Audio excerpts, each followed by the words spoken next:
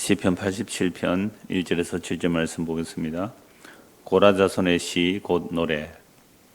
그의 터전이 성산에 있으며 여호와께서 야곱의 모든 거처보다 시온의 문들을 사랑하시는도다. 하나님의 성이여 너를 가리켜 영광스럽다 말하는도다. 셀라. 나는 라합과 바벨론이 나를 아는 자 중에 있다 말하리라. 보라 블레셋과 두로와 구서여 이것들도 거기서 났다 하리로다. 시온에 대하여 말하기를 이 사람 저 사람이 거기서 났다고 말하리니 지존자가 친히 시온을 세우리라 하시는도다. 여호와께서 민족들을 등록하실 때에는 그 수를 세시며 이 사람이 거기서 났다 하시리로다. 셀라. 노래하는 자와 뛰어노는 자들이 말하기를 나의 모든 근원이 내게 있다 하리로다. 아멘. 오늘 시편 87편 제목을 시온 모든 근원이라는 제목으로 말씀을 나누겠습니다. 오늘 시편도 고라 자손의 시, 곧 노래로 되어 있죠. 시가 노래로 되는 경우가 있죠. 시가 그대로 시로 있는 경우도 있고 노래로 되는 경우인데 이건 뭐 다윗 시편도 이런 게 있죠. 그래서 시를 노래로 한 내용이다 이렇게 되어 있습니다.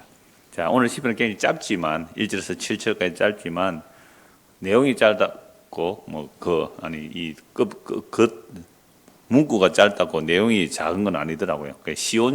이 시온에 대해 굉장히 많이 노래하잖아요. 시온이라고 말하면서 모든 근원이 그에게 있다, 너에게 있다, 시온에 있다 이렇게 말하거든요. 그래서 오늘 시온이 뭔지를 살펴보면서 왜 시온이 우리의 모든 근원이 되는가 이렇게 말씀을 상고해 보려고 합니다.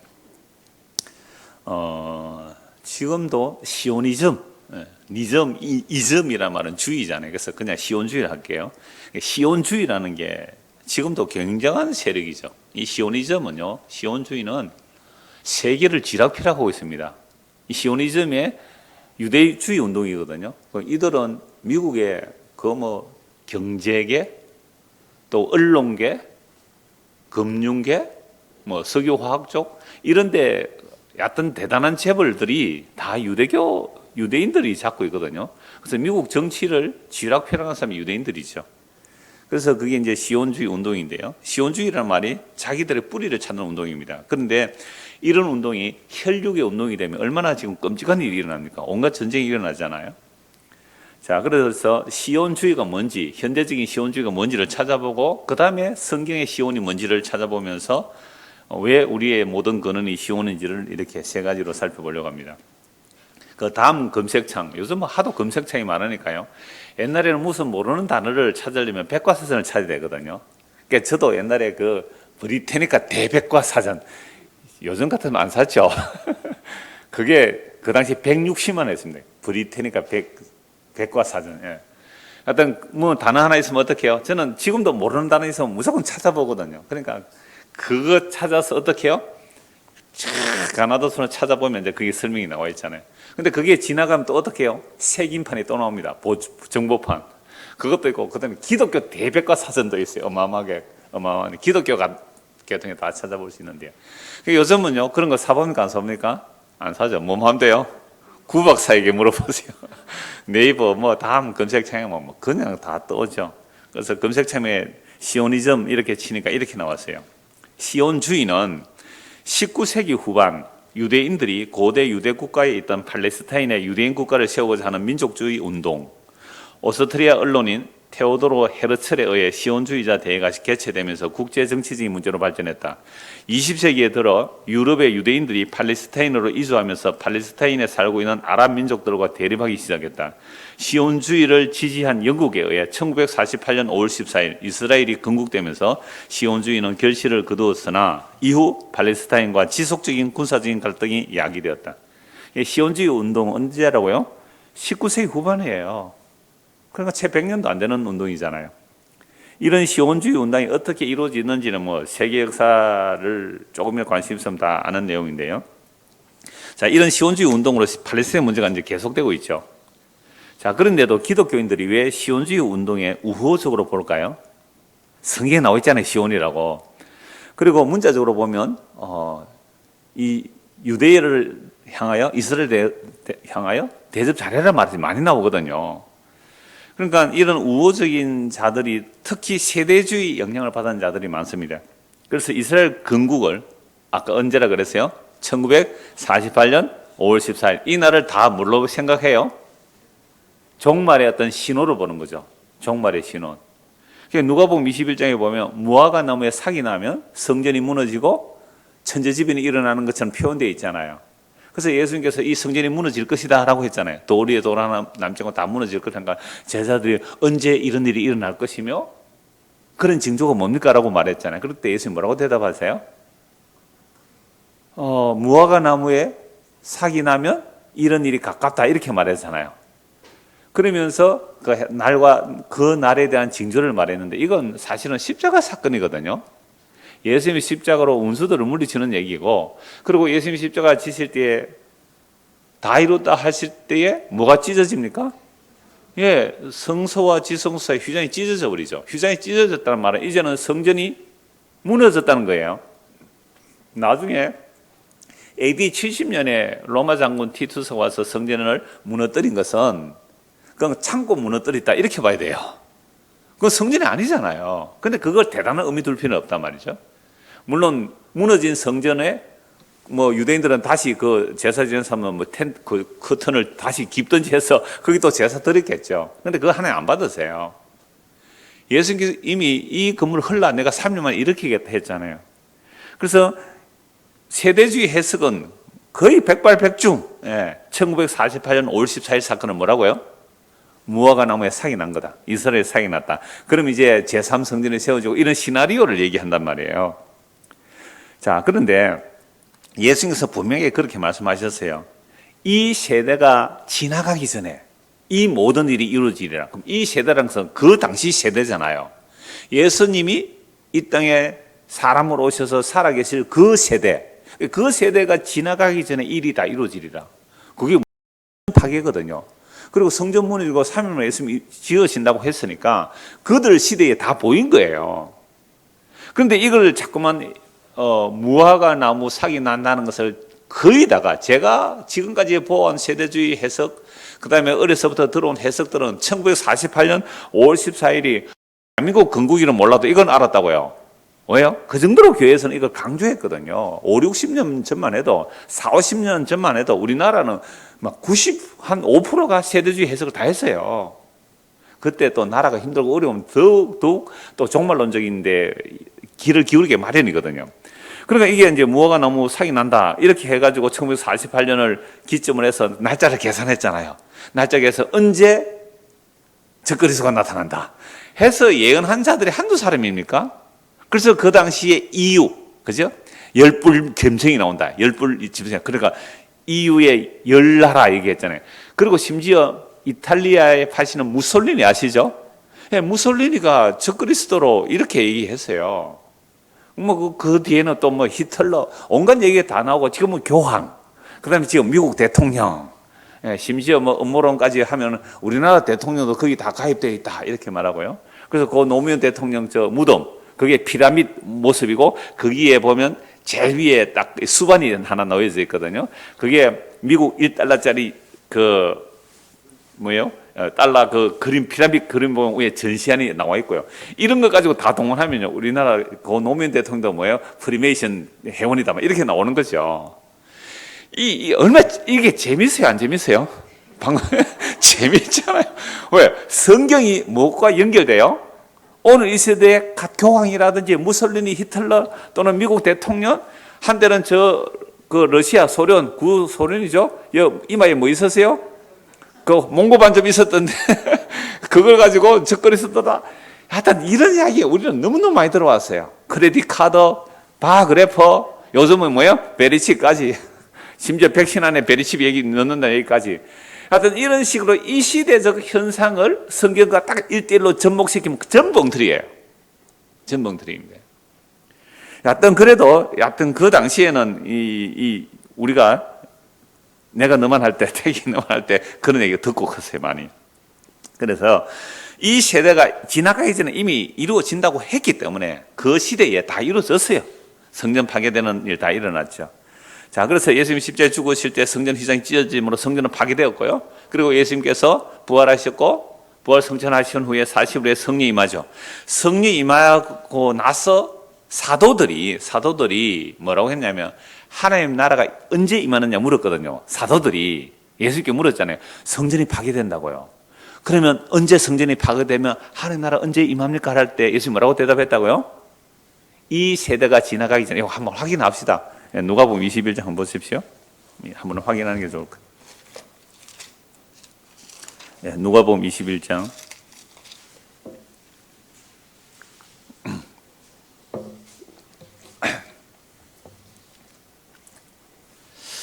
자, 5절 한번 보시죠. 어떤 사람들이 성전을 가리켜 그 아름다운 돌과 헌물로 꾸민 것을 말하며 예수께서 이르시되 얼마나 멋집니까? 이 성전 보십시오. 얼마나 이 대리석 이거 완전 수입 대리석입니다 하면서 막 얼마나 이 멋지다고 자랑해. 헌물을 막 꾸민 거 말할 때요. 예수님이 말씀하시죠. 너희 보는 이것들이 날이 이르면 돌 하나도 돌리 남지 않고 다 무너 떨어지리라. 그들이 물어 이르되 선생님이여 그럼 어느 때에 이런 일이 있겠으며 이런 일이 일어나야 할 때 무슨 징조가 있사오리까? 이르시되 미혹을 받지 않도록 주의하라. 많은 사람이 내 이름으로 와서 이르되 내가 그라 하며 때가 가까이 왔다 하겠으나 그들을 따르지 말라. 예수님 당시에 내가 그다 메시아 운동 있었어요? 없었어요? 많이 있었습니다. 이 당시에 내가 그다 내가 메시아다고 한 자가 한두 사람이 아니었어요. 성계도 나와요. 유다라는 사람도 나오고요. 그 바울이 그 얘기도 하고 재판할 때 그 얘기 하잖아요. 그러니까 예수님 전하는 사람들을 보고 새로운 유대주의 메시아니즘 운동인 줄 알았다고요. 그 당시에 2000년 전에 그런 일들이 많이 있었어요. 그러면서 하시는 말씀이 그들을 뭐하고요? 따르지 말라. 난리와 소요의 소문을 들을 때 두려워하지 말라. 이 일이 먼저 있어야 돼. 끝은 곧 되지 아니하리라. 또 이르시되 민족이 민족을 나라가 나라를 대적해 일어나겠고 곳곳에 큰 지진과 기근과 전염병이 있겠고 또 무서운 일과 하늘로부터 큰 징조들이 있으리라. 이런 일은 옛날에도 있었고 지금도 있는데 하늘로부터 큰 징조는 십자가의 징조입니다. 자, 이 모든 일 전에 내 이름으로 말미암아 너희에게 손을 대어 박해하며 회당과 옥에 넘겨주며 임금들과 직원들 앞에 끌어가려니와 지금 사도들 다 일 당하잖아요. 임금들 앞에 총들 앞에 잡혀가잖아요. 이 일이 도리어 너희에게 증거가 되리라. 그러므로 너희는 변명할 것을 미리 궁리하지 않도록 명심하라. 내가 너희의 모든 대적이 너희 대항하거나 변박할 수 없는 구변과 지혜를 너희에게 주리라. 이게 이제 성령이 임하면 그렇게 되는 거죠. 자, 그러면서 쭉 이제 염려하고 두려워하지 말라라고 말씀하면서 20절입니다. 너희가 예루살렘이 군대들에게 에워싸이는 것을 보거든 그 멸망에 가까운 줄 알라. 이게 영적으로 보여야 되는데 물리적으로 봤잖아요. 이미 예루살렘의 그 사탄이 우리 요한계시록 보니까 용이 바다 짐승, 땅 짐승 동원해 예수 죽이려 하는 거잖아요. 자, 그때 유대에 있는 자들은 산으로 도망가시며 성내에 있는 자들은 나갈 것이며 촌에 있는 자들은 그리로 들어가지 말지어다. 이 날들은 기록된 모든 것을 이루는 징벌의 날이라. 쭉 이런 내용이 나오면서요. 자, 계속 이렇게 다 아는 그냥 이렇게만 넘어가겠습니다. 23절부터 계속 보겠습니다. 그 날에는 아이벤 자들과 젖먹이 있는 자들에게 화가 있으리니 이는 땅에 큰 환란과 이 백성의 진노가 있겠습니다. 그들이 칼날에 죽임을 당하며 모든 이방에 사로잡혀가겠고 예루살렘은 이방인의 때가 차기까지 이방인들에게 밟히리라. 이를 성시는 징조가 있겠고 땅에서는 민족들이 바다와 파도의 성난 소리로 인하여 혼란한 중에 공고하리라. 사람들이 세상에 임할 일을 생각하고 무수함으로 기절하리니 이는 하늘의 권능들이 흔들리겠습니다. 그때 사람들이 인자가 구름을 타고 능력과 큰 영광으로 오는 것을 보리라. 이런 일이 되기를 시작하거든 일어나 무리를 들라 너희 속량에 가까운 일에 하시더라. 이 내용하고 마태복음 24장하고 요한계시록 연결시키면 이게 무슨 사건이에요? 십자가의 사건이죠. 예. 그래서 29절입니다. 이에 비유로 이르시되 무화과 나무와 모든 나무를 보라. 삭이 나면 너희가 보고 여름이 가까운 줄 자연히 아나니 이와 같이 너희가 이런 일이 일어나는 것을 보거든 하나님 나라가 가까이 온 줄을 알라. 그럼 지금 사도들이 예수님의 그 십자가의 사건을 통하여 하나님 나라 임하기를 가까운 줄 알라 이렇게 말씀하신 거예요. 그래서 32절이 분명하게 말씀하고 내가 진실로 너에게 말하노니 이 세대가 어떤 세대요? 예수님의 그 제자들이잖아요. 그 당시 한 세대를 30년, 요즘 30년 봅니까? 한 50년으로 보더라도 하고 50년 지나가서 이 일이 다 일어난다. 그래서 제자들 다 본 거죠. 이 세대가 지나가기 전에 모든 일이 다 이루어지리라. 천지는 없어지겠으나 내 말은 없어지지 아니하리라. 그러니까 이 세대가 지나가기 전에 다 이루어진다는 요 말, 예수님이 하신 말씀과 이 세대 사이에 예수님 당시에 십자가 사건을 안 보면 이건 언제 일어나는 일로 봐야 돼요? 재림 직전으로 보잖아요. 그러니까 재림 직전의 시대를 교회 시대라고 괄호를 묶어버려요. 성에서 가로 묶으라는 부분이 없거든요. 근데 이걸 세대주의자는 항상 요 가로 부분을 한다고요. 그래서 예수님이 초림하셨고 재림하기 직전에 이런 막 온갖 징조가 일어난다. 그걸 이 문자적으로 해석해야 하니까 그러네 하고 우리가 다 그렇게 배웠잖아요. 그래 가로 부분이라고 성경에 나오는 게 없어요. 그 세대에 일어나. 그러니까 십자가 사건으로 일어났단 말이에요. 마태복음 24장이나 누가복음 21장이 다 그런 내용이죠. 그러므로 이 세대에 일어났다. 그리고 오순절날 성이 임했잖아요. 이제 사도들이 그걸 다 봤어요. 하늘의 권능들이 흔들린다는 게 뭔지를 알았단 말이에요. 사탄이 떨어지는 거죠. 하늘의 권능들, 해와 달과 별들, 이걸 사탄으로도 말하거든요. 그 하늘과 해와 달과 별들 다 떨어졌다고요. 우리 요한계시록에서 자세히 살펴봤잖아요. 그럼 예수님의 십자가로 다 이루었다는 것은 이미 누가복음 21장, 마태복음 24장도 십자가로 다 일어난 일이에요. 이걸 사도들이 성령을 받고 나니까 안 거죠. 그리고 십자가에 일어난 일을 더욱 구체적으로 본 사람은 사도 요한이고요. 마태복음 24장 내용, 누가복음 21장이 십자가로 일어난 일이구나. 이걸 이제 사도 요한이 증거하였고 바울이나 베드로도 하나님의 계시를 받았기 때문에 그 내용을 다 알아요. 그래서 성림한 사도들은 절대로 무슨 운동을 안 했다고요? 시오니즘 운동을 안 했어요. 시온주의 운동을 안 했습니다. 왜요? 끝났기 때문에. 유대주의가 끝났고 시오니즘이 끝났고 성전이 끝났기 때문에 이제는 새하늘과 새 땅에 새 예루살렘이 세워지는, 그건 건물이 아니라 하나님의 아들 예수 그리스도의 피로 값주고 산 구약의 성도들과 신약의 성도들이 새 예루살렘 성이 되기 때문에, 이게 너무 분명하기 때문에 성림한 사도들은 뭘 하지 않았다고요? 유대 민족주의 운동을 절대로 하지 않았습니다. 그런데 왜 갑자기 19세기에 이런 운동이 일어났을까요? 그러니까 이런 데 미혹되지 말란 말이에요. 그래서 성림한 사도들은 이 역사 속에서 시온주의 운동을 하지 않았습니다. 오히려 영원한 시온을 향하여 믿음으로 걸어갔죠. 그래서 이게 이제 오늘 시오니즘과 제가 신약과 같이 연결해서 말씀드렸는데, 이제 성경이 말씀하고 있는 시온이 뭔지 봐야 됩니다. 성경에서 시온이라는 단어가 무려 178에 나와요. 많아요, 적어요? 엄청나죠, 시온이라는 단어가. 구약에서만 171회가 나오고요, 시편에서만 40회가 나옵니다. 신약에서는 7회가 나오는데요, 이제 결론 부분에서 신약에서 한 서너 곳 시온을 찾아볼 겁니다. 자, 그러므로 성경을 보는 사람은 시온의 중요성을 짐작할 수 있죠. 그래서 시온에 관하여 스터디 바이블은 이렇게 요약하는데요, 아주 간단하지만 이걸 시온으로 정리해 두시면 됩니다. 원래 시온은 어느 족속 땅이에요? 여부서 족속이잖아요. 여부서 족속 본거지인데 뒤에 다유당이 그 여부서 족속의 땅, 그 시온을 빼갖고 이름을 시온이라 하거든요. 그럼 여부서 사람들이 좀 요새화 되어 있겠죠, 그 산이. 그래서 다윗이 점령하려고 하니까 뭐라 그래요? 야, 다윗, 너가 우리를 공격하려고 하지만 우리가 지체장애잖아? 요즘 지체장애라 해야 되잖아요. 그냥 절름발이나 맹인이라도 너희들을 이길 수 있다. 이렇게 조롱했어요. 근데 결국 다시 이제 그것을 점령하죠. 그렇게 빼앗고 나서, 여부서 족속 본거지를 빼앗고 나서 시온이라 이름을, 그 다음에 이게 이제 예루살렘의 한 부분이 되고, 그래서 나중에는 다윗성을 시온성이라고 합니다. 예루살렘 전체를 무슨 성이라고요? 시온성이라고 하고요.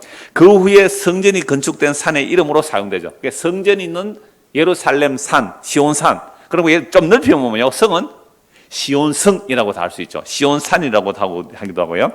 자, 어떤 경우에는 그 예루살렘 전 도시를 의미하는 시어로 사용되죠. 그러니까 시편 40편에 나와요. 시온성. 시온을 그리워한다. 이렇게 할 때는 유대인들이 어디를 향한다고요? 예루살렘으로. 예루살렘, 시온을 향한 노래, 성전을 향한 노래가 다 그런 내용이죠. 그 다음에 신약에서는 예배 공동체를 시온이라고 말하고요, 또 하나님의 현존을 은유적으로 나타낸다, 이렇게 되어 있습니다. 이건 또 나중에 또 살펴보기로 하고, 이제 본문을 보겠습니다. 시편 87편 1절에서 3절입니다. 그의 터전이 성산에 있으며 여호와께서 야곱의 모든 거처보다 시온의 문들을 사랑하시는도다. 하나님의 성이여 너를 가리켜 영광스럽다 말하는도다. 셀라. 자, 그의 터전, 그러면 여호와 하나님을 말하죠. 여호와 하나님의 터전이 어디에 있다고요? 성산에 있다고. 그럼 성산을 뭐라고요? 예루살렘. 좀 더 좁히면 시온산 또는 성전이 있는 산, 이렇게 말했다 그러죠. 자, 그러면 그의 터전이 성산에 있지만 사실은 여호와 하나님이 계시는 곳이 어디든지 그곳이 성산이 되죠. 하나님 계시는 것이 성산이 되는 것이죠. 자, 여호와께서 야곱의 모든 거처들보다 시온의 문들을 사랑하시는도다. 그러면 야곱의 12아들이잖아요. 그러면 왜 야곱의 모든 거처보다 시온의 문들을 사랑한다고 그럴까요? 시온은 누가 왕으로 되어 있는 곳이에요? 다윗이잖아요. 다윗은 유다 지파거든요. 유다 지파에서 왕이 나올 것을 이미 야곱이 예언하고 있잖아요. 그러니까 이건요, 다윗 언약 때문에 아브라함 언약과 또한 다윗 언약 때문에 지금 시온을 하나님이 사랑하신대요. 그래 하나님은 자기 언약을 따라 일하시기 때문에 아브라함을 믿음으로 의롭다 하시잖아요. 다윗도 하나님의 은혜로 믿음으로 의롭다를 받잖아요. 하나님께서 그런 자들을 사랑한다. 이런 뜻이 되죠. 그러니까 예루살렘 시온을 사랑하는 다윗 언약 때문에 사랑하는 거죠. 그래서 하나님께서 다윗에게 뭐라고 말씀하세요? 내가 너의 후손의 왕을 어떻게 해요? 영원토록 세우겠다고요.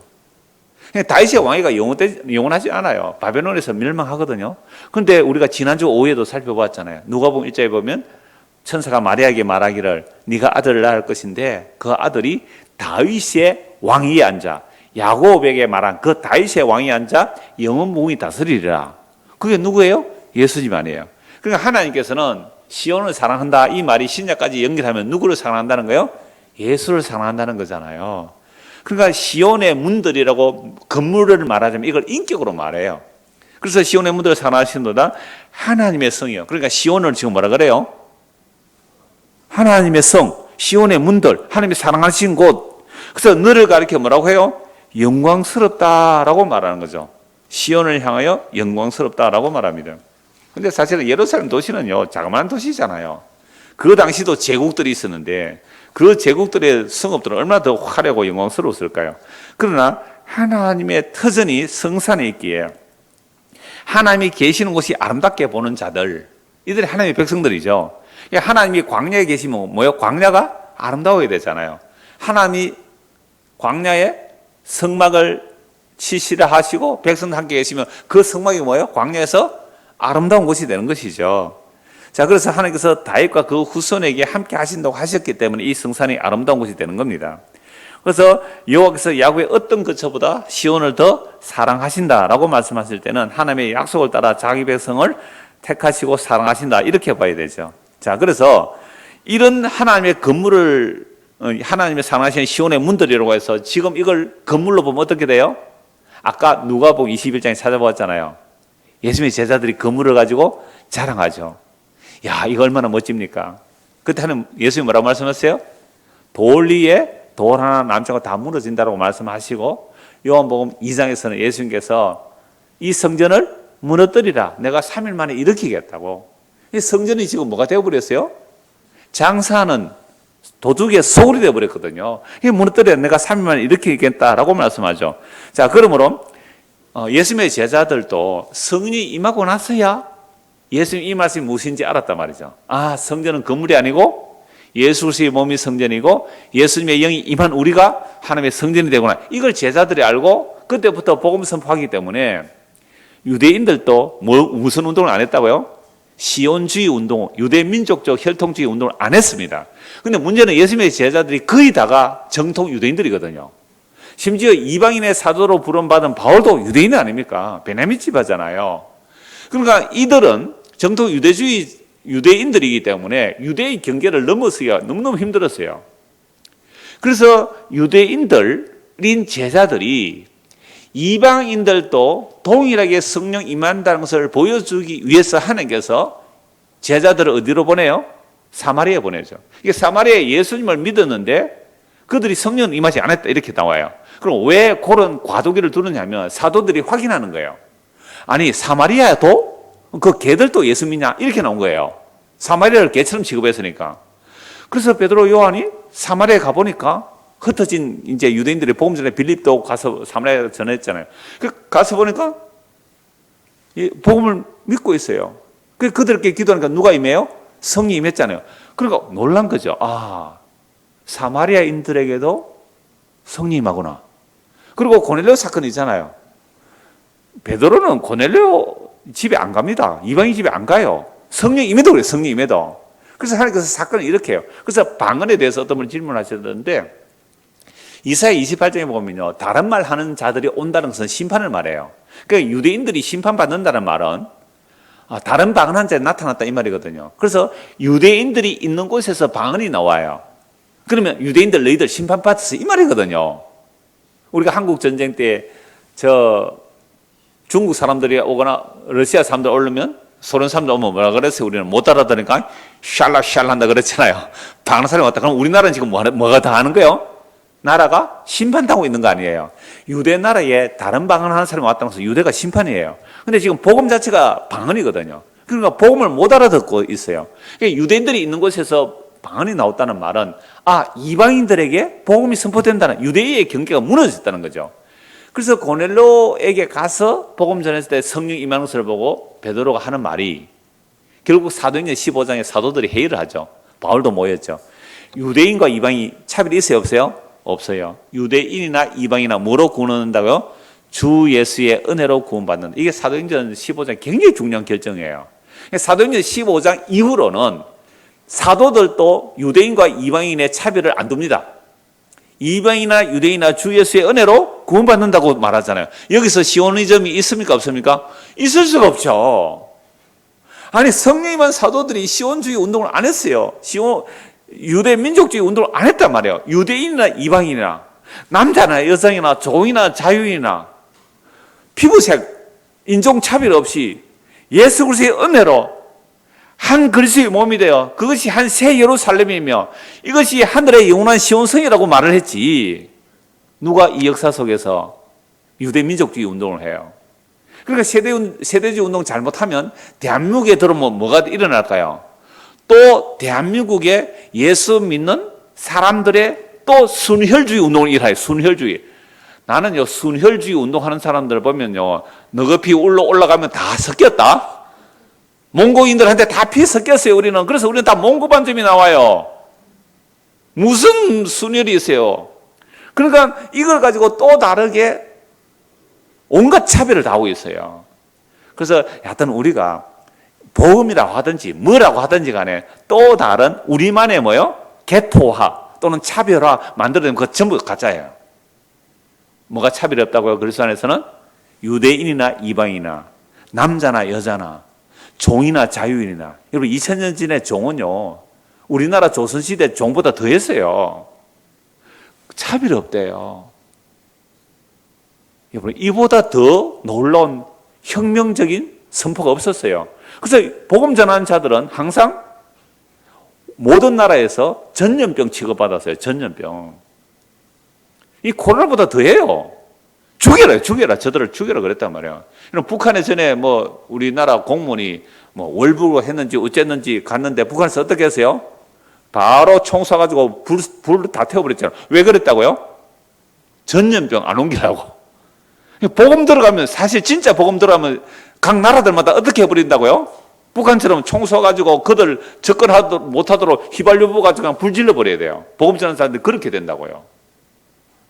그런 복음이에요. 그런 복음. 그런데 무슨 순혈주의, 시오니즘 운동, 또 다른 어떤 운동들이 나올 수 있느냐 이 말입니다. 혈과 육의 나라는 아니다 이거죠.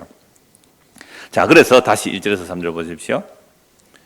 자, 그의 터전이 성산에 있으며 여호와께서 야곱의 모든 거처보다 시온의 문들을 사랑하시노다. 하나님의 성이여 너를 가리켜 영광스럽다 말하는도다 셀라. 자, 이걸 가지고 뭘로 말하면 안 돼요?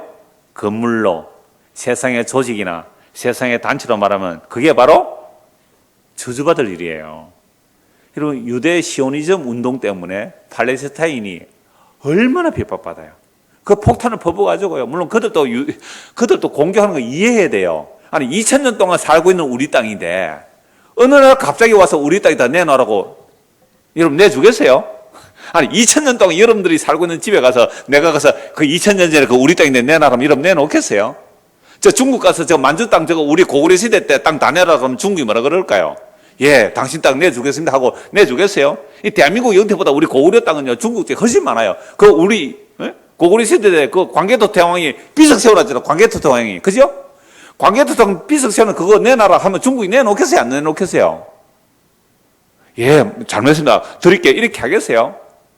근데 왜 유대인들 자기들은 2000년 전에 이거 우리 땅에 내놔놓고 팔레스타인 가서 폭탄 퍼붓고 장막을, 여러분 세계 최고의 감옥이 어디예요? 세계 최고의 팔레스타인입니다. 그 가자 지구예요. 수십 미터 그 철조망, 시멘트 벽에 철조망 치놓고요. 저쪽에는 바다고요. 이제 육지에 다 감옥. 세계 최고의 감옥은 지금 팔레스타인입니다.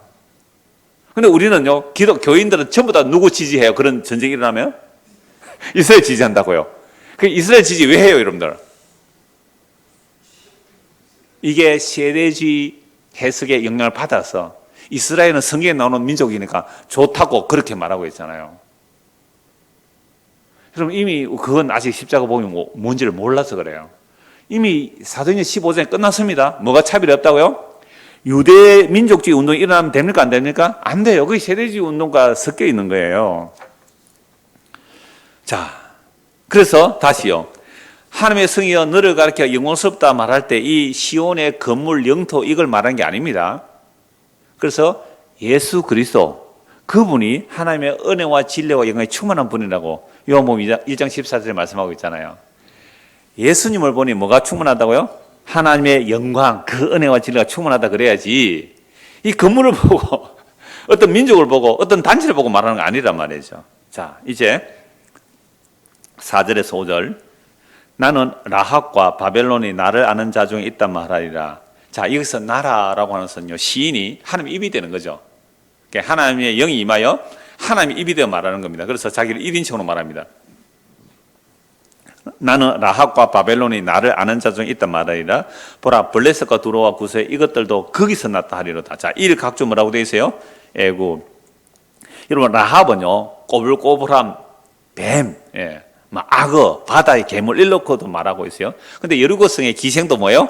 라합이잖아요, 이름이. 그러니까 이거 다 이 어로 여러 가지 뜻으로 사용하고 있는데요. 자, 이게 이사야서에서는요, 애굽을 라합이라고 해요. 그러니까 이스라엘 백성들이 뻑하면 애굽을 의지하러 가잖아요. 그래서 애굽 의지하러 가지 마. 애굽 의지하러, 바벨론 쳐들어올 때 애굽 의지하러 가면 애굽 의지하지 마. 애굽은 라합이다. 이렇게 말을 하고 있어요. 그러니까 이사야서 말하듯이. 그러니까 라합은 애굽이고요. 바벨론은 바벨론 제국이고. 그 다음에 블레셋, 두로, 구서 이것들도 거기서가 어디예요? 각주 보면 시온. 아니, 시온에서 누가 나와야 돼요? 예루살렘, 이스라엘 백성들, 하나님의 택한 백성들이 나와야 되는데 이 시온, 예루살렘 누가 나와요? 애굽도, 바벨론도, 또 뭐다고요? 블레셋도, 두로도, 구스도, 구스를 이디오피아로도 보기도 해요. 이런 나라들도 시온에서 나왔대요. 이상한 말 아닙니까? 이 주변 나라, 이스라엘 주변 나라가요, 지금 이스라엘과 여러 가지로 얽혀져 있는데 때로는 이스라엘을 공격하기도 하고 이 주변 나라들이요, 또는 이스라엘을 도와주기도 해요. 두로 같은 나라는 솔로몬이 성전 지을 때 막 도와주잖아요. 다윗 때나 솔로몬 때 막 도와주잖아요. 도와주기도 하고 또는 이스라엘을 포로로 잡아가기도 합니다. 이스라엘이 망하면요, 주변 나라들이 이렇게 말해요. 야, 너희 나라 왜 망인지 아니?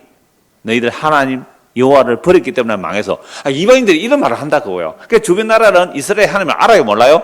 안다니까요. 그래서 하나님께서 애굽에서 이스라엘 백성을 구원해낼 때에 이스라엘 백성들에게도 하나님이 하나님 되심을 보여주지만 애굽 사람들에게도 하나님이 하나님 되심을 보여줘요. 바벨론 왕을 누가 세우고 낮춥니까? 바벨론 왕 하나님이 세우고 낮춘다고요. 그래서 느부갓네살 왕이 교만하다가 짐승처럼 되었잖아요.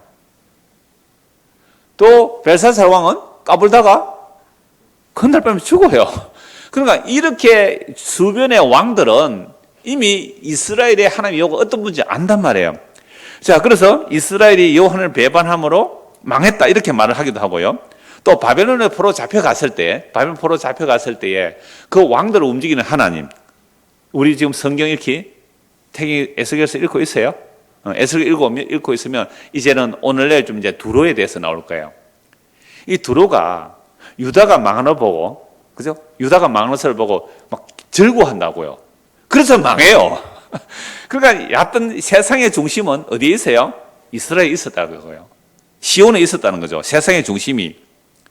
그래서 이스라엘을 중심으로 하나님이 운행하세요. 자, 그래서 그런 심판 과정에서 항상 또 돌아오는 자들이 있네요. 애굽에서도 바벨론에서도 돌아오는 자들이 있어요. 이스라엘 백성들만 돌아오는 게 아니라 이방인들도 함께 돌아오는 자들이 있단 말이죠. 자, 그러므로 유다의 멸망을 근거로 주변 국가의 운명이 결정됩니다. 주변 국가들은 영문도 모르고 유다의 일에 휩쓸려 들어가는 거예요. 여러분, 태풍이 확 불면 어떻게 돼요?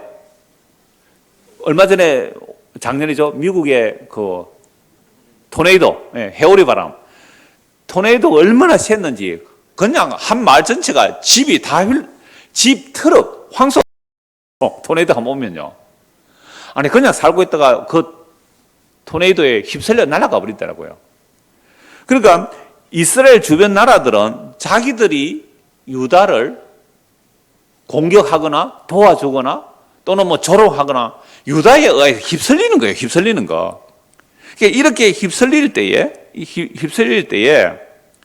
시온을 중심으로 일하시는 하나님이 하나님 되심이 드러나는 거죠.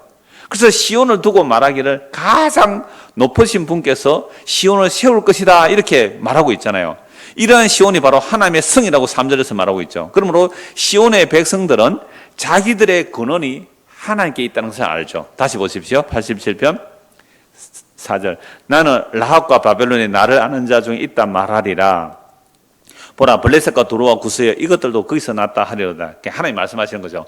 바벨론도 애굽도 블레셋도 두로도 구스도 어디서 나왔다고요? 시온에서 나왔어. 다른 말로 하면 하나님께서 나와서. 좀 더 구체적으로 말하면 예수에게서 나와서. 여기 하나 가로놓고 넣을까요? 창원도. 그럼 이 부산에 오신 분에게 부산도. 온 세계가 어디서 나왔다고요? 시온에서 나왔다는 말은 지리학적인 시온이 아니죠. 시온에 누가 오셨어요? 하나님이 오셨잖아요. 그 하나님이 사람이 되어오신 분이 누구예요? 예수잖아요. 그러니까 시온에서 나왔다는 예수에게서 나왔다는 거예요. 그래서 골로새 1장 16절 17절을 보면 15절 16절을 보면 보이는 것이나 보이지 않는 것이나 만물이 다 누구에게서? 예수에게서. 예수님이 예수님을 위하여 만들었다고요. 그러니까 오늘 저와 여러분들이 누구에게서 나오세요? 태경이 네 근원이 어디냐? 너 뿌리가 어디냐? 어디 김씨냐? 태경이 어디 김씨니? 김해 김씨야. 그 김수로 왕 그 아래서 태어났네? 김해 박씨네. 그러니까 박혁께서 미안하다. 김수로 왕이네. 김수로 왕이네.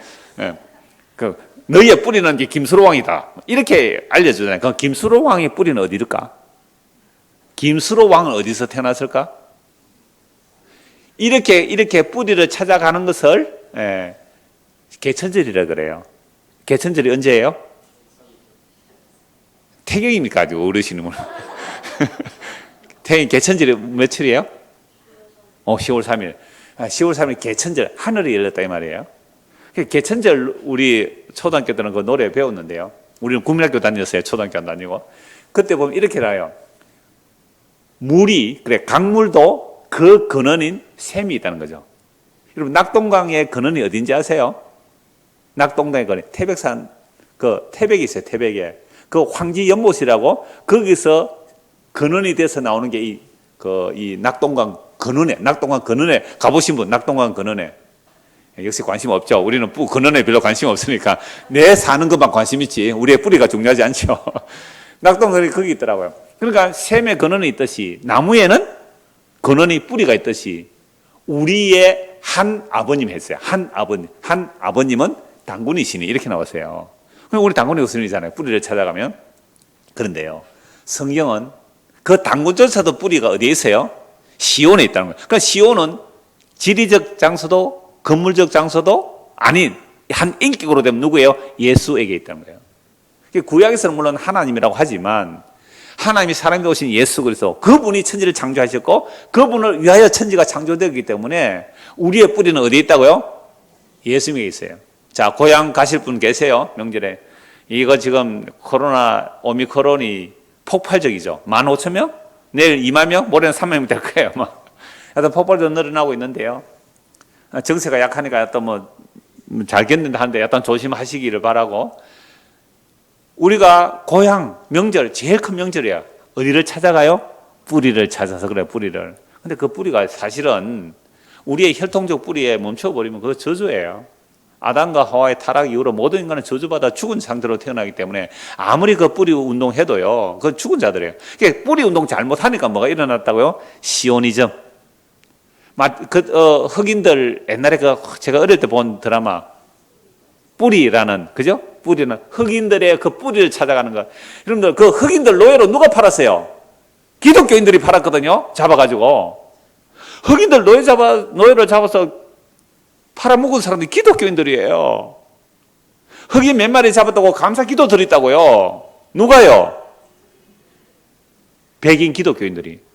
그럼 백인 기독교인들 안에 무슨 사상이 들어있어요? 뉴 시오니즘. 새로운 시오니즘이 들어있어요. 새로운 시오니즘. 히틀러가요. 걔들 또 시오니즘, 새로운 시오니즘에 자기 민족주의예요. 그게. 민족주의가 얼마나 무서운지 아세요? 자기 혈통 민족주의를 찾았기 때문에 흑인을 잡아가지고 노예로 팔아먹고 감사예배한 자들이에요. 물론 다 그런 자들은 아니에요. 그들이 노예로 팔려 갔다가 2대 3대째 내 뿌리가 어딜까 찾아가는 이야기. 그죠? 이게 얼마나 감동스러운 그런 역사였어요. 우리의 뿌리는 흑인이나 백이나 나중에 신약에서 찾아볼 거예요. 우리의 뿌리는 어디라고요? 시온입니다. 시온이에요. 그런데 시온에서 나온 자들만이 내 근원이 거기에 있습니다. 이렇게 고백해요. 그러니까 내가 애굽에서 태어났든지 바벨론에 태어났든지 블레셋에서 태어났든지 두레에 태어났든지 구서에 태어났든지 대한민국에 태어났든지 어디에 태어났든지 하나님께서 택하셔서 그 사람을 하나님의 책에 기록 딱 하면요, 우리는 결국 어떤 상황을 겪든 결국은 나의 뿌리는 시온에 있습니다. 나의 뿌리는 예수입니다. 이렇게 고백을 하게 되어 있다는 거예요. 그래서 시편 87편이 너무너무 엄청나더라고요. 여러분의 뿌리는 어디입니까? 시온에 있습니다. 그 시온이 뭐예요? 예수 안에 있습니다. 물론 하늘 시온도 다 말씀하고 있습니다만은 이게요, 우리 뿌리 찾는 게 이 얘기예요. 이 뿌리 찾으면 조상 안 찾아가도 돼요. 이래가지고 또 조상 찾지 말라고 또 어떤 교회는 모든 명절에 다 단 한 명도 고향 안 찾아가요. 어디라고요? 하나님 예배하는 게 중요하지. 참, 그것도 또 다른 뭐가 되죠? 이건 또 다른 시오니즘입니다. 또 다른 시오니즘이죠. 윤석전? 맞죠? 예, 아주 강력합니다. 그런 거에 대해서는. 예수님이 당신에서 십자가 못 박혀 죽었는데 너는 그래 명절이라고 고향 찾아가냐? 예수님 십자가 무시하겠어? 감 저럽니다. 나 십자가 되게 얘기하는데 십자가가 또 다른 뭐예요? 시오니즘이더라고요. 이거 여러분 참 분별을 잘 하시기를 바랍니다. 여하튼 오늘 뿌리 찾아가다가 이랬습니다. 자, 6절 7절. 자, 5절 다시 보십시오. 5절. 시온에 대해 말하기를 이 사람 저 사람이 거기서 났다고 말해 보세요.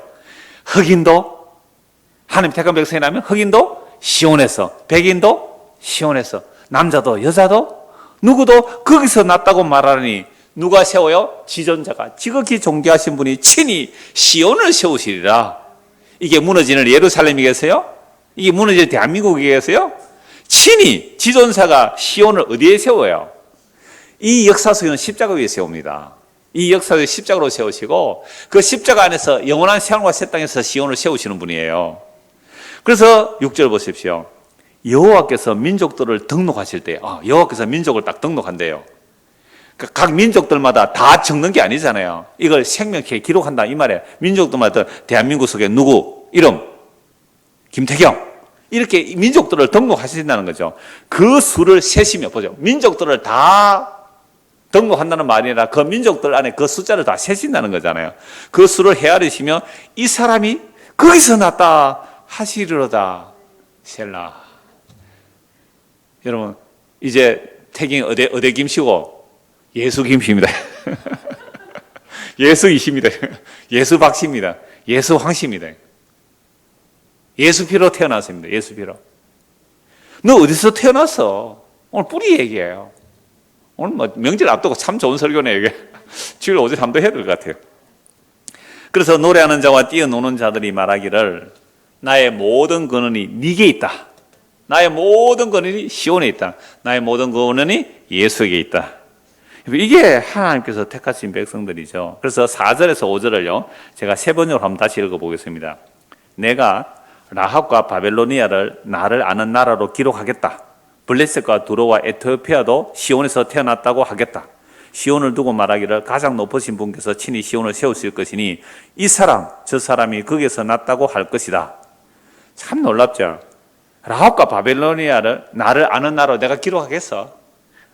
애굽 사람도 바벨론 사람도 나를 아는 자로 내가 기록하겠다. 이게 내가. 그러니까 하나님이 기록한 자는 애굽에서도 구원받아 나온 자가 있어요. 그래서 심지어 유대 역사를 보면 왕조 시대에 예레미야 선지자를 구원해 준 흑인 내시가 있어요. 그죠? 흑인 내시. 그 어디서 왔을까요? 아프리카에서 왔단 말이에요. 아프리카 온 자, 그건 하나님의 책에 등록되어 있기 때문에 유대까지 흘러왔죠. 노예로 팔렸든지 어떻게 됐든지 간에 그 흑인이, 아프리카 살던 흑인이 유대 나라에 와서 그것도 뭐예요? 환관이 돼서 환관이. 남자가 환관된다는 것은 얼마나 기고운 운명이겠어요. 환관이 되었는데 예레미야를 구원해줘요. 어디서 났기 때문에 그래요? 시온에서 났기 때문에 그렇잖아요. 어느 여러분들이 이 성경의 말씀을 듣고 예수를 믿게 되었다고요? 어디서 나와서 그래요? 그러면 시온을 우리가 택해요. 시온을 만드신 하나님이 이미 기록해 놓은 거예요. 그 얘기잖아요. 그래서 다시 제가 세 번역으로 다시 읽어드려요. 내가 라합과 바벨로니아를 나로 기록하겠다는 거예요. 하나님 딱 기록해 놨어요. 블레셋과 두로와 에티오피아도 시온에서 태어났다고 하겠다. 시온을 두고 말하기를 가장 높으신 분께서 친히 시온을 세우실 것이니 이 사람 저 사람이 거기서 났다 할 것이다. 주님께서 민족들을 등록하실 때에 그 수를 세시며 이 사람이 거기서 났다고 기록하실 것이라. 그러니까 전 세계에 여러 민족들이 있는데 그 민족들 다를 기록했다는 말이 아니잖아요. 수를 헤아려서 시온에서 난 자들은 나의 모든 뿌리, 나의 모든 뿌리가 시온에 있습니다. 나의 모든 뿌리가 주님께 있습니다. 나의 모든 뿌리가 예수입니다. 라고 말하는 자들이 하나님이 책에 기록해놓은 자들이란 말이에요. 이게 얼마나 엄청난 내용이냐 이 말입니다. 그래서 7절 보십시오. 노래하는 자와 뛰어노는 자들이 말하기를 나의 모든 근원이 너에게 있도다. 이 벌써 인격으로 말하잖아요. 그러니까 내가 시온 백성이구나. 시온 백성 되는 때, 시온을 향해 249장 지난주 찬송했잖아요. 찬송하며 올라가시에 시온을 향해 찬송하며 올라. 시온 백성 되는 때, 이때는 우리가 뭘 해야 돼 지금요? 노래하고 뛰어노는 거죠. 기뻐 뛰며 주를 보겠네. 그럼 시온 백성 됐다면 이제는 우리는 어떻게 살아갈까요?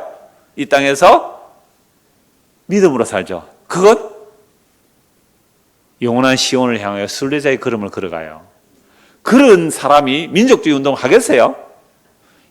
이 세상에 세번 운동 하겠느냐 이 말입니다. 그래서 요한복음 18장 보십시오.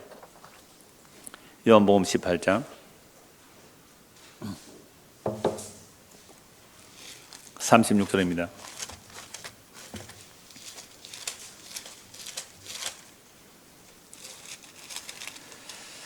예수께서 대답하시되 내 나라는 이 세상에 속한 것이 아니니라. 만일 내 나라가 이 세상에 속한 것이었더라면 내 종들이 사오 나로 유대인들에게 넘겨지지 않게 하였으리라. 이제 내 나라는 여기에 속한 것이 아니니라. 시오니즘 운동이 일어날 수 있어요? 없어요? 없어요. 유대인들은 예수님이 와서 기적을 했다. 이분이 메시아가 되면 이제 로마를 물리치고 이 땅에 강력한 다윗 시대보다 솔로몬 시대보다 더 강력하고 영광스러운 나라가 될 거야. 유대인치고 이런 생각 안 가진 사람은 한 명도 없습니다. 성령 임하기 전에는 모두가 유대 민족주의를 사모하고 있어요. 수천 년을. 그런데 예수님이 뭐라고 해요? 내 나라는 이 세상에 속한 나라 아니다. 그러니까 유대인들 예수님은 어떻게 해요? 그런 메시아가 필요해요? 안 해요? 필요합니까? 필요 안 합니까? 쓸모없죠. 그래서 지난 주일날 오전에 원고도 없는 얘기, 버려지 모퉁이 돌, 쓸모없어서 버렸어요. 그 유대인들의 몽땅 예수를 쓸모없다고 버렸다고요. 그게 십자가 못 박혀 죽는 거 아닙니까? 그래서 빌라도에게 사형시키라고 압박하고 있죠. 이제 빌라도 앞에서 말씀하는 거예요. 내 나라는 이 세상에 속한 나라 아니다. 그러니까 빌라도 또 물어요. 31절.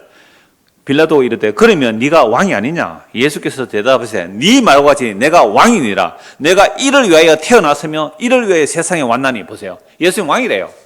나는 유대인만의 왕이 아니잖아요. 시온의 왕이에요. 시온의 왕. 내가 왕이고 이를 위해 태어났고 이를 위해 세상에 왔다는 거예요. 곧 진리에 대하여 정언하야 되면, 그러면 시온성은 무슨 성이에요? 진리의 성이죠. 그죠? 시온은 진리의 성이죠.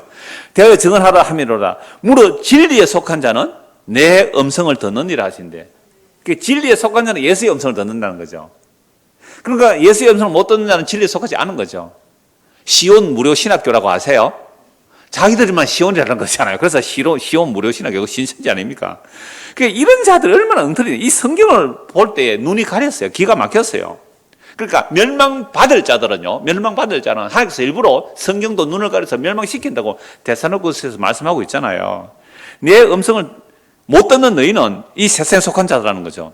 빌라도가 진리가 뭐냐 하니까 대답도 안 했어요. 너는 진리 말해봤자 몰라. 너는 시온에서 난 자가 아니야, 이 말이잖아요. 진리가 아닌 자에게 그 진지를 왜 던져요? 시온에서 난 자는요, 시온에 등록된 자는 어떻게 해요? 예수의 말이 들려요.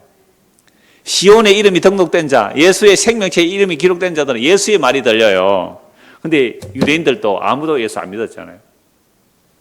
십자가에 죽으시고 부활 성천하에 서서 성령을 부어주시니 그제서야 건물이 아니고 민족이 아니고 예수 피로 값주고 산 유대인이나 이방이나 남자나 여자나 종이나 자유자나 예수 피로 값주고 산 자들이 새하늘과 새 땅에 새 예루살렘이, 그게 시온이군요. 거기에 하나님이 계시니까. 그래서 하나님의 피로 값주고 산 자들은 나의 모든 근원이 어디에 있다고요? 예수님에게 있습니다. 이렇게 말해요. 예수님. 오히려 시온보다 예수님 당신에게 있습니다. 이렇게 말해요. 예수님 당신에게 있습니다. 자, 그래서 신약에서 시온이 몇 곳 어떤지를 찾아보면 나옵니다. 요한복음 12장 보십시오. 몇 곳만 찾게 했습니다. 요한복음 12장 15절.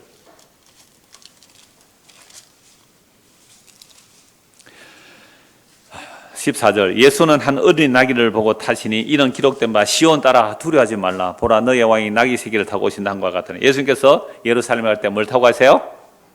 나귀 새끼. 이거 다 예언대로 되어 있잖아요. 그러니까 시온 따라 두려워하지 말라. 그러니까 나귀 새끼 타고 가는 예수님 보고 가는 것이죠. 지금 예수님 백마 타고 안 오시잖아요. 재림 때는 백마 타고 오시잖아요. 그때는 심판이기 때문에. 그러니까 재림 때 이것도 세대주의 다 얘기해요. 근데 백마 타고서 어떻게 해요? 막 칼로 막 사람 죽이고.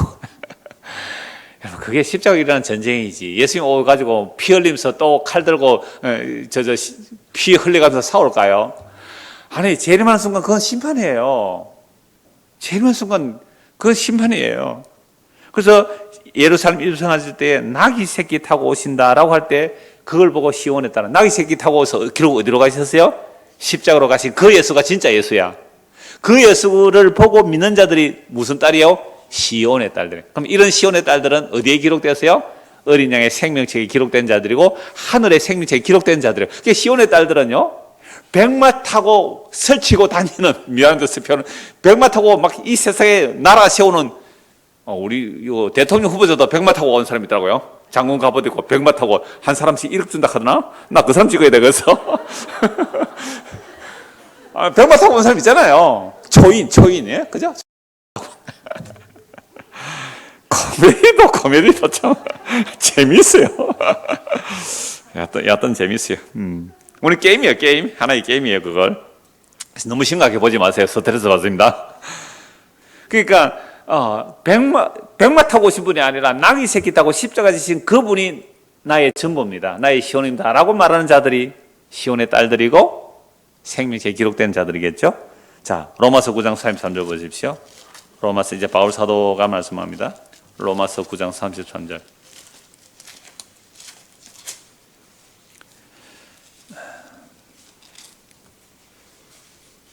기록된 바 보라 내가 걸림 눈독과 그 치는 바위를 어디에 둔다고요? 시온에 둔다니. 이게 이사야 28장 말씀이거든요. 왜 걸림돌을 시온에 두는 거예요? 그럼 걸림돌 시온에 누구예요? 예수잖아요. 십자가잖아요. 그러니까 그걸 보고 믿는 자는 부끄러움 당하지 않아요. 근데 그걸 보고 부끄럽다고 안 믿는 자들은 뭐가 돼요? 그게 심판이에요. 정확하죠. 시온에 걸림돌 하나 딱 두겠다는 거죠. 예루살렘에, 그죠? 걸림돌 십자 딱 씹어 보니까 전부 다 걸려 넘어져요. 근데 그를 믿는 자는 부끄러움을 당하지 않으라. 영원한 부끄러움 당하지 않아요. 지옥은 영원한 부끄러움 당하는 곳이에요. 얼마나 신나요. 저는요, 이 세월 지나면서 지금도 하루에도 몇 번씩 부끄러운 것들이 언뜻 스쳐오는데 제발 그거 기억 안 났으면 좋겠어요. 부끄러워서 고개를 들 수 없어요, 혼자서. 그 부끄러운 것들이 왜 그렇게, 아니, 분명히 주님께서는 내가 죄를 회개하면 주님께서는 용서하시고 기억조차 안 하신다고 하셨다면 내 안에서도 기억 안 났으면 좋겠는데 왜 기억나요? 용서받은 것조차. 이게 육의 몸이 있어서 그래요. 육의 몸이. 괴로워, 이거. 그런 생각 안 났으면 좋겠는데 나요. 그런데요, 그러함에도 불구하고 앞에 와서 이 말씀을 전하는 이유는 나는 이 부끄러움, 버림받은 부끄러운 십자가, 그 부끄러운 십자가, 시온에 거침돌인 그 십자가를 저는 믿거든요. 은혜죠, 이게 믿어져요. 믿어지니까 나는 예수 믿음으로 내가 이 역사에 어떤 부끄러움을 당할지라도 나 괜찮아요, 그거. 근데요, 사실은 괜찮다고 말을 하지만 실제 부끄러운 일 당하면 굉장히 소심해서 나 걱정하고 그래요. 안 그랬으면 좋겠는데, 도망가고 싶은데. 그래서 제가 이렇게 선포하는 거예요. 그런 일이 있어도 괜찮다 이 말입니다. 예? 저와 여러분들에게 온갖 부끄러움이 일어나도 괜찮아요. 나 예수 믿음으로 뭘 안 당해요? 영원한 부끄러움 안 당해요. 영원한 부끄러움 안 당해요. 지난주 설교하다가 남편 5이나 둔 남편 그랬다면서요? 기억도 안 나는데. 남편 6이나 둔 그런 여인도 예수 믿어서 영원한 부끄러움 당하지 않아요. 이게 시온의 딸들이에요. 시온의 딸들아 기뻐 뛰면 주를 찬송하자는 거예요. 시온의 딸들이 이런 거잖아요. 내가 너의 부끄러움을 영원히 가려주겠다. 내가 너의 수치를 영원히 덮어줘. 내가 빨가벗겨서 내가 너를 가려줄. 이게 시온의 딸들만이 시온의 주인이신 예수 그리스도, 나는 당신에게 나왔어요. 나는 당신에게서 나왔어요. 이 얘기를 하는 거죠. 정말 유대인들이 볼 때는 나무에 달려 죽은 저주받은 죽은 십자가, 헬라인들이 볼 때는 로마 반역하다 죽은 그 미련하고 어리석은 십자가, 그 십자가가 부끄럽지 않고 주여 당신의 그 부끄러움으로 나의 부끄러움을 영원히 가려주셨군요. 고맙습니다. 이들이 무슨 딸들이에요? 시온의 딸들이잖아요. 시온의 딸들. 로마서 11장 25절, 로마서 11장 25절 27절. 이걸 또 세대주의가 이방인의 때가 다 차면 유대인들이 돌아온다고 하는데요, 아니에요. 유대인들도 회개하고 예수 믿어야 된다는 말씀입니다. 자, 로마서 11장 25절. 형제들아 너희가 스스로 지혜 있다 하면서 이 신비를 너희가 모르기를 내가 원하지 아니하노니 이 신비는 이방인의 충만한 수가 들어오기까지 이스라엘의 들은 우둔하게 돼. 이걸 또 가로시대에 이어가지고 있다. 그렇게 하면 안 되죠. 그러니까 이방인들도 이제 유대인이나 그리스도 안에서 한 몸이 된다는 말씀을 하는 거예요. 그래야 온 이스라엘이 구원을 받으리라 기록된 바 구원자가 시온에서 오사 야곱에게서 경건하지 않은 것을 돌이키시겠고 내가 그들의 죄를 없이 할 때에 그들에게 이루어질 내 언약이 이것이라 한 것 같은. 이 언약이 무슨 언약이에요? 새 언약을 말하거든요. 그러니까 유대인 중에서도 돌아오는 자가 있고 이방인 중에 돌아오는 자가 있다 이 말씀이에요. 유대인들 중에도 돌아올 자가 있고 이방인 중에 돌아올 자가 이 말씀이죠. 그래서 27절에 내가 그들의 죄를 없이 할 때에 그들에게 이루어질 내 언약이 이것이라 하면서 구원자가 어디서 온다고요? 시온에서 온다. 이게 다윗의 자손 오셨다 이 말씀이잖아요. 다윗성 예루살렘에 오셨다 이 말이잖아요. 예루살렘 그 베들레헴에서 태어나신 분이다 이 말을 하는 거죠. 아브라함과 다윗의 자손 예수 그리스도의 세계라. 시온을 이렇게 얘기해야죠. 이걸 또다시 혈통적이거나 지리적으로 말하면 무슨 운동이 되고요? 예, 또 시오니즘 운동이 되죠. 그러면 혈육에 피 흘리는 싸움을 싸울 수밖에 없잖아요. 자, 사도행전 17장입니다. 사도행전 17장. 시간 조금 걸려도 조금 마무리를 해야 되니까 찾아보도록 하겠습니다. 사도행전 17장. 지금도요, 제3성전론에 빠진 사람들, 무화과 나무 잎인 온 1948년 사건, 이런 걸 가지고 계산해서 정말로 얘기하는 사람이요, 한두 사람이 아니에요. 너무 많아서. 수를 헤아릴 수 없어요. 수를 헤아릴 수 없이 많아요. 그런 사람들의 특징이 뭐냐면 누구 말을 들으라 이거예요. 어디 장소로 피해라 그래요. 거의 다 그래요. 어느 장소로 피해라, 누구에게로 와라. 그게 전부 세대주의 영향을 받아서 그래요. 사도행전 17장 24절입니다. 우주와 그 가운데 있는 만물을 지으신 하나님께서는 천지의 주제신이 손으로 지은 전에 계시지 아니하시고 또 무엇이 부족한 것처럼 사람의 손으로 섬김을 받으시는 것이 아니니 이는 만민에게 생명과 호흡과 만물을 친히 주시는 이십니다. 바울이 그리스 아테네 가서 복음 전하는데 온갖 신전이 절비했어요. 지금도 어마어마한 대리석 신전들이 절비하게 있는데 지금 관광 상품이 되어 있지만 그 당시에 실제 거기서 제사 드렸거든요. 종교성이 얼마나 많은지 알지 못하는 신에게도 제사 드린다고요. 그때 바울이 내가 알지 못하는 신, 너에게 진짜 신을 알려줄게. 참신, 천지를 만드신 하나님은 사람의 손으로 섬김 받는 게 아니야. 사람의 손으로 섬김 받지도 않고 사람이 지은 전에 계시도 않아. 사람의 성을 받는 것이 아니라 오히려 만민에게 생명과 호흡과 만물을 친히 주시는 분이시다. 이게 진짜 창조주 하나님이에요. 이게 진짜 창조주 하나님이에요. 어저께 어떤 분이 잠시 왔다 무슨 일이 와서 가면서 하는 얘기가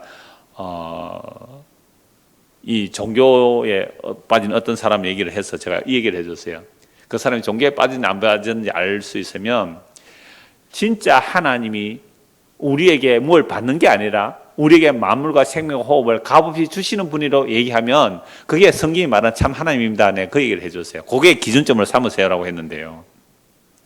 그래서 25절 보십시오. 26절 보십시오. 인류의 모든 족속들을 한 혈통으로 만드사. 아담의 후손이잖아요. 누가요?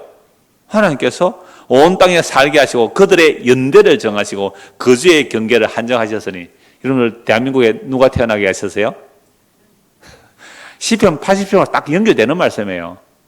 모든 민족의 경계를 정하시고 수를 등록하시고 수를 기록해놨다고 시편 87편에서 말하고 있잖아요. 이걸 바울 사도가 또 얘기를 해요. 모든 민족의 경계를, 사람들의 경계를, 거주의 경계를 한정을 누가 했어요? 하나님이 하셨어요.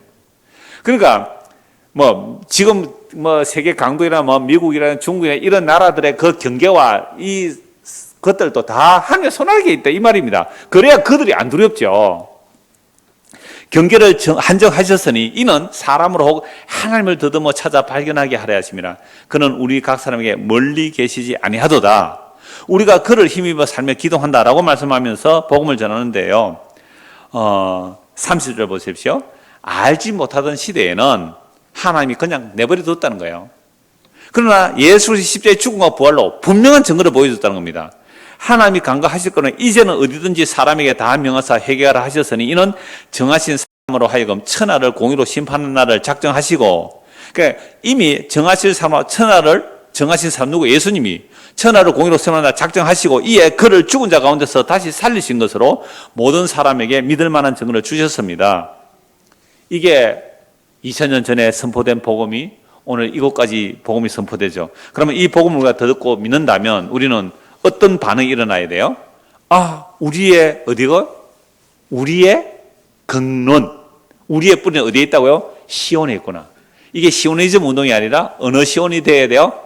하늘에 있는 시온으로 연결돼야 돼요. 하늘에 있는 시온으로. 히브리서 12장입니다. 하늘에 있는 시온으로 연결돼야 됩니다. 히브리서 12장. 안 그러면 또 시오니즘 운동이 되겠죠? 히브리서 12장 22절.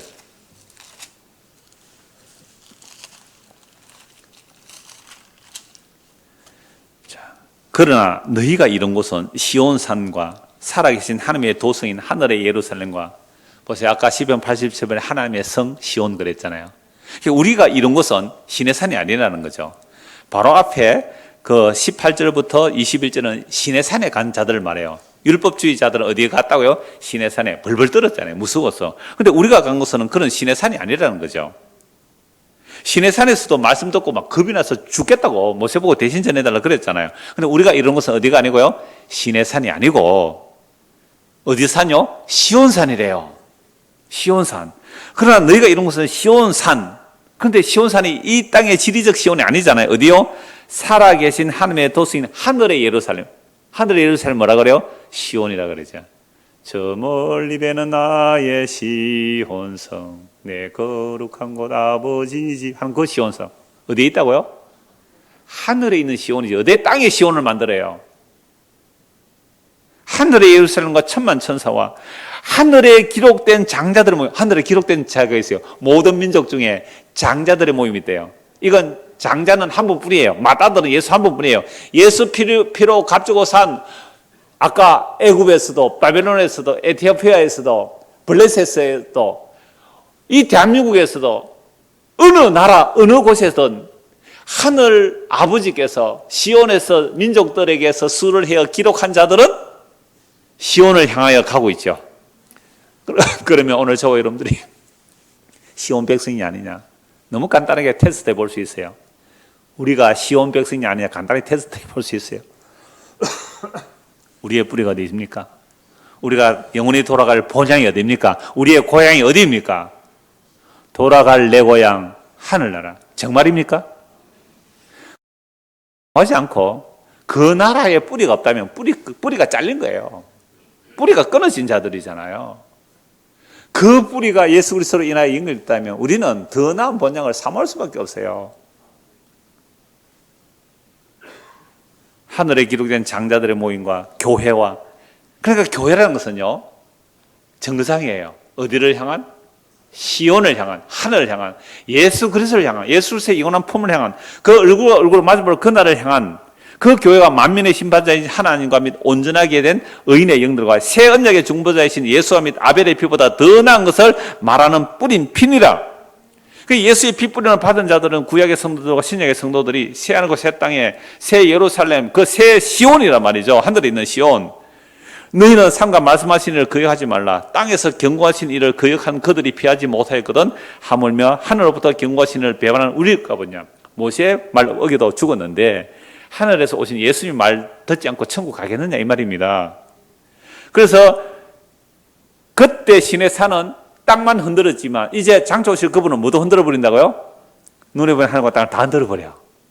눈에 있는 하늘과 땅을 다 흔들어 버려요. 그래서 26절 그때 그 소리가 땅을 진동하였거니와 이제는 약속하신 바 이르시되 내가 또 한번 땅만 아니라 하늘도 진동하리라 하셨느니라.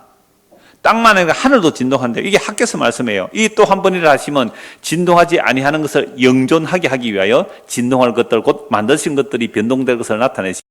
그러면 우리가 흔들리지 않는 나라, 무슨 나라요? 시온을 받았기 때문에 은혜를 받읍시다. 이로 말미암아 경건함과 두려움으로 하나님을 기쁘시게 섬겨지니 우리 하나님은 소멸하는 분이십니다. 그러니까 지금요 우리가 이 땅에 살면서 우리 인생에 지금까지 많이 흔들림이 있었죠. 지금도 흔들림이 있고요. 여러분들은 각자의 가정의 상황을 잘 모르잖아요. 저는 이제 잘 연락을 안 해주지만 어려움들을, 그래도 어려움들을 얘기해 주세요.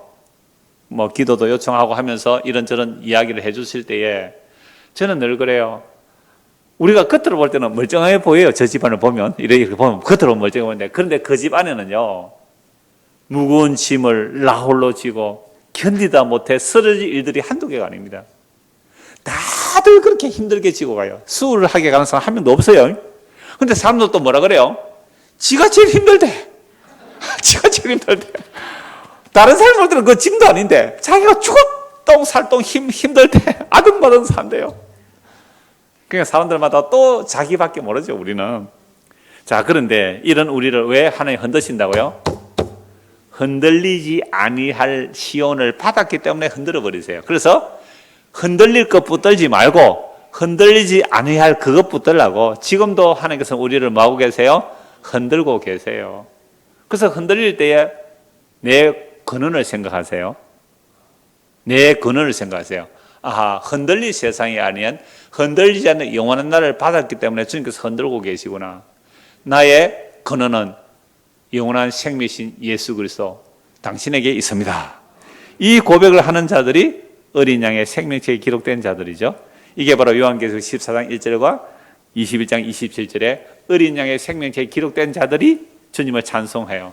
그 시온에 이름이 등록된 자들은 지금 이 땅에서 어떤 흔들림 속에서도 그 시온을 향하여 한 걸음 한 걸음 주의 도우심을 입어 걸어가는 순례자의 길을 걸어갑니다. 이 뿌리를 확인하고 또 찾아가는 저와 여러분 되기를 소원합니다. 기도하겠습니다. 하나님 아버지, 우리의 뿌리, 우리의 근원이 시온에 있다고 합니다. 그건 건물이나 지리적 장소가 아니라 예수 그리스도, 그분은 우리의 생명의 근원임을 오늘 확인하였습니다. 이 말씀이 지식이 아니라 생명의 말씀으로 우리의 마음판에 기록되어 우리의 생명의 나침반이 되어 그 순례의 길을 함께 걸어갈 수 있도록 은혜를 베풀어 주시옵소서. 예수 그리스도를 받들어 기도드리옵나이다. 아멘.